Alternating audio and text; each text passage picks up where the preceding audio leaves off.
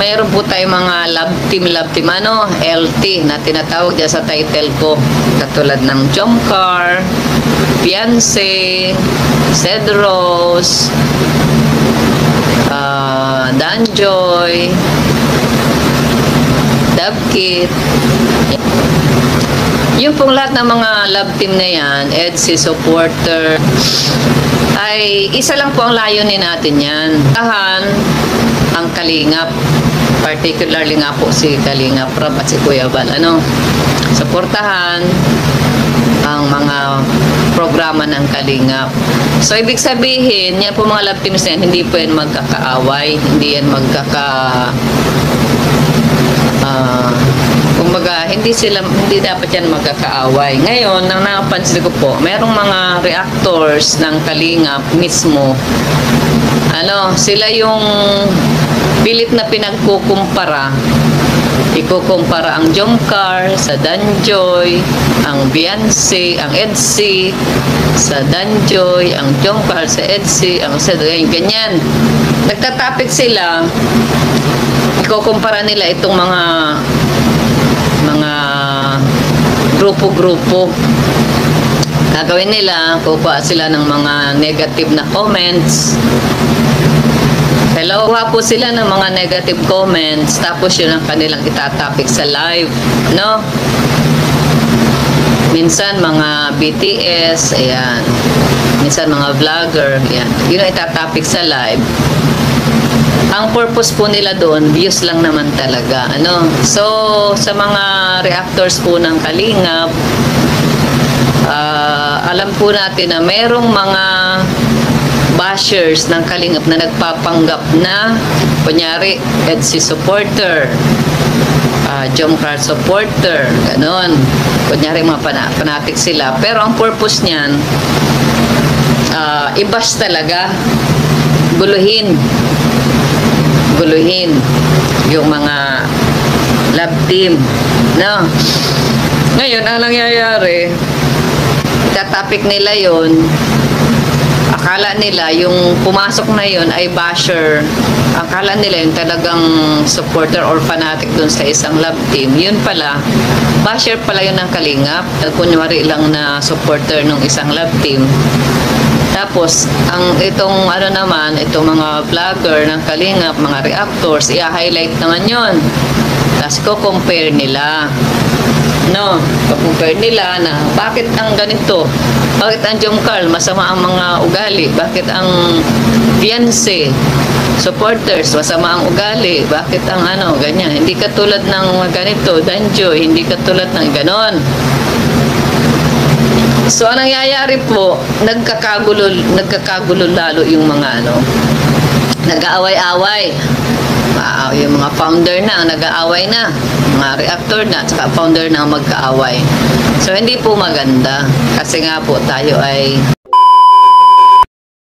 At yun na nga po guys, no, narinig po natin yung mensahe ni Ate Edna para dito sa ating mga bashers, no, kung saan pinagkukumpara-kumpara yung mga angels natin. So yun po ay pinakaayaw ni Kalingap Prab na ikumpara yung mga angels niya kasi pare-pareho po ang turing niya sa kanyang mga beneficiaries.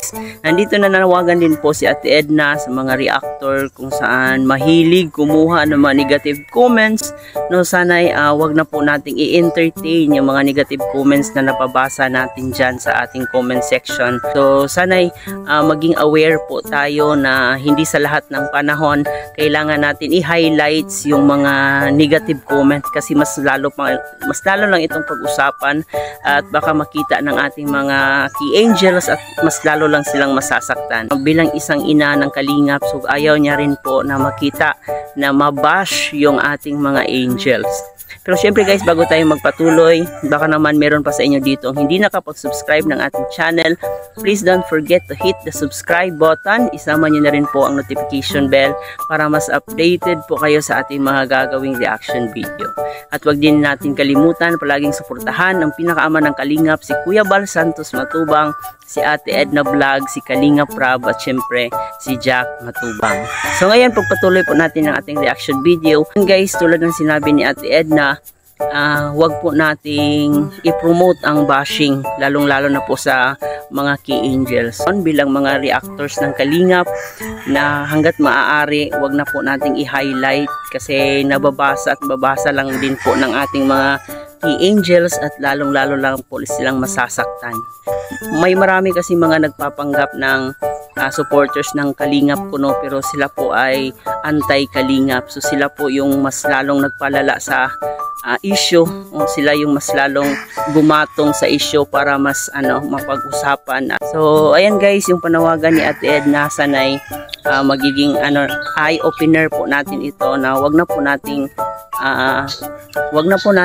i-entertain ang mga bashing. So mag-focus lang po tayo sa mga upload ni Kalingap Rab sa ating mga keyboys, at lalo-lalo na dito po kay Kuya Bal Santos Matubang. So i-promote po natin ang kanilang mga good works para mas lalo pa silang i-promote din ni YouTube at i-suggest ni YouTube yung kanilang mga videos. Nagpapasalamat tayo sa mga taong walang sawang sumuporta dito sa Team Kalingap, lalo na kay Kuya Bal at kay Ate Edna, kay Kalingap Rab, kasi napakaganda po ng kanilang advokasya, and marami na silang natulungan at marami na silang napabahayan. So continue lang po yung pagsuporta natin at iwasan na po natin yung mga negative na mga comments or mga negative vibes dito sa Kalingap, kasi pag i-entertain po natin yan, mas lalo lang magkakagulo at mas lalo lang lalala yung sitwasyon. So ayaw po ni Ate Edna ng ganyan, and bilang isang ina ng Kalingap, talagang iniisip niya po palagi ang mga kapakanan ng mga beneficiaries niya. Ayan, maging po natin ito, maging eye-opener para sa ating mga Kalingap reactors, na wag na po nating i-highlight yung mga bashing. So yan lang po guys yung ating reaction video sa araw na to. Sana at least maliwanag po sa atin mula kay Ate Edna yung pananawagan niya sa kanyang sa mga Kalingap reactors na to stop promote sa mga bashing. At talagang dapat lang na hindi mabash yung mga angels, kasi wala po silang kalaban-laban, and sila po ay mga minor de edad pa lamang, so they deserve the respect. Huwag na po nating gawan or gawing issue yung mga comment ng ating mga anti-Kalingap, kasi mas lalo lang pong gagatungan ng mga anti-Kalingap din. So yan lang muna guys ang update natin ngayon. So nandito po tayo sa probinsya, nag-unwind po tayo. Kung napapansin nyo po guys, meron po dyang mga manok. Ayan, wala din po kasing pasok ngayon. Ayan, nandito po kami sa probinsya. Hanggang dito na lang muna guys ang ating reaction video. Ito nga po pala si Chloe TV. Maraming pong salamat sa iyong panonood.